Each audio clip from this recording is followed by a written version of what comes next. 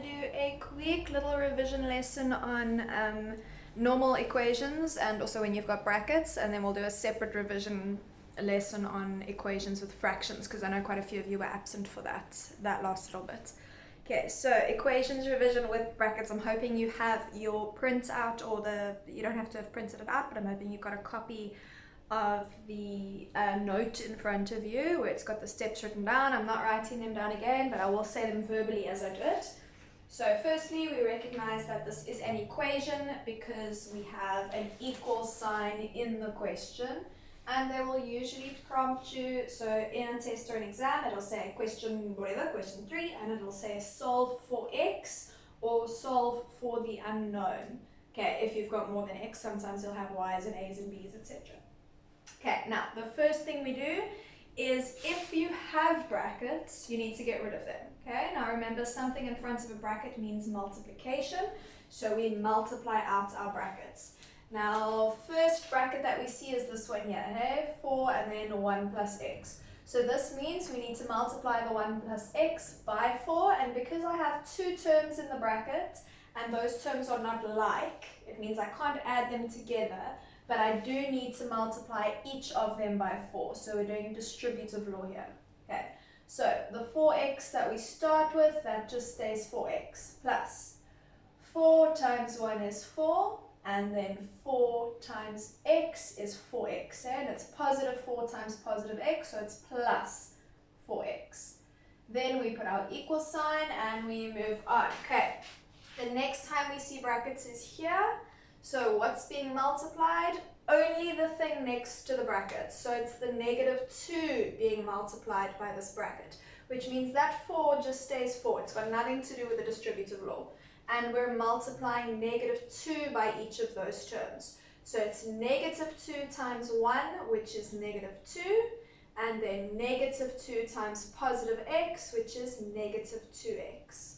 Okay, and moving on again, minus -2x in brackets. So this is something we did, I think we did in the second lesson of the year, is when you have a sign, a bracket, a sign, it means you're multiplying. So it's negative times negative, which is positive 2x. Okay, so that's the first step, is to get rid of all of the brackets by multiplying, because that's what brackets mean.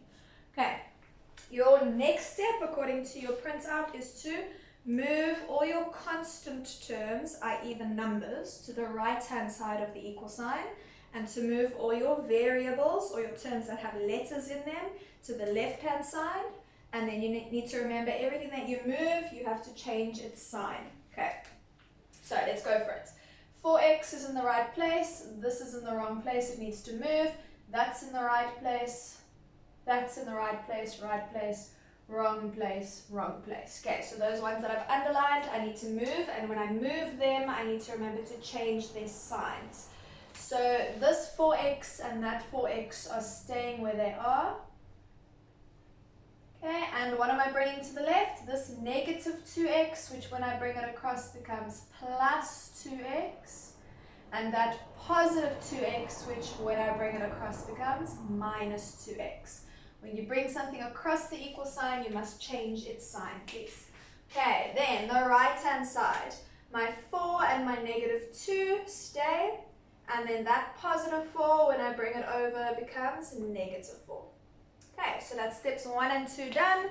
Step 3 is to then simplify each side by adding our like terms. So let's check. These are all just x's, so they are all like terms, so I can add them all together. So we're going 4 plus 4 is 8, plus 2 is 10, minus 2 is 8 again. So we've got 8x on the left. On the right-hand side, 4 minus 2 minus 4, so we've got -2 on the right-hand side.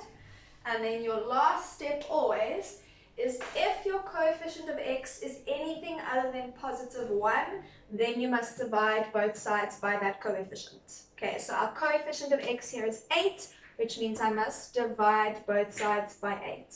So when I divide on the left-hand side, my 8's cancel, which is what I want, because I want to end up with just x. And on the right-hand side, If you can simplify that, you must please, and here I can. We're simplifying negative 2 over 8. So it's a negative over a positive, which is negative, and 2 over 8, we simplify. 2 goes into itself once, into 8 4 times, so it's negative a quarter. So x is equal to negative a quarter. And that's fine, please don't panic. There's nothing wrong with having a negative answer for x. There's nothing wrong with having a fraction as your answer for x. Okay. There is a little black box on your page where it explains all the frequently asked questions, all the little things that you might run into and think, oh, there's something wrong here, where there actually might not be anything wrong there. Okay, so for example, I don't know why, but quite a few people panic if they get to the end of a question and they've got x equals 0. X can equal 0, that's fine, there's nothing wrong with that. Okay, but if you get to the end of the question and you've got something like 2 equals 0, well, we know that that's not true, right? That's definitely not true. 2 is not equal to 0. So what you would write there, we have done this, but just a reminder, is you would write no solution. Not no real solution. No real solution is for the square root of a negative number. That's no real solution. Okay, for an equation where you end up with something that is not true, then it's no solution. Or if you were to end up with something that is true, so let's say instead of 2 equals 2, we ended up with, instead of 2 equals 0, we ended up with 2 equals 2, well, that is true. That's always true, right? So then you would write here either infinite solutions, or, I don't know why everybody seems to prefer this one, I prefer the second one, or true for all values of x. Okay, so it doesn't matter what x is equal to, this equation is true. So x could be anything. For the first one, x, there's no options for what x could be. For the second one, x could be absolutely anything.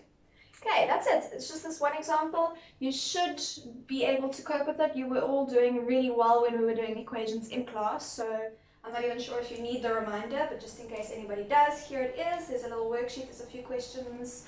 10 questions for you to do at the bottom of that note that I sent you. So give it a go. If you get stuck with anything, please let me know, and then tomorrow we'll look at equations that have fractions in them.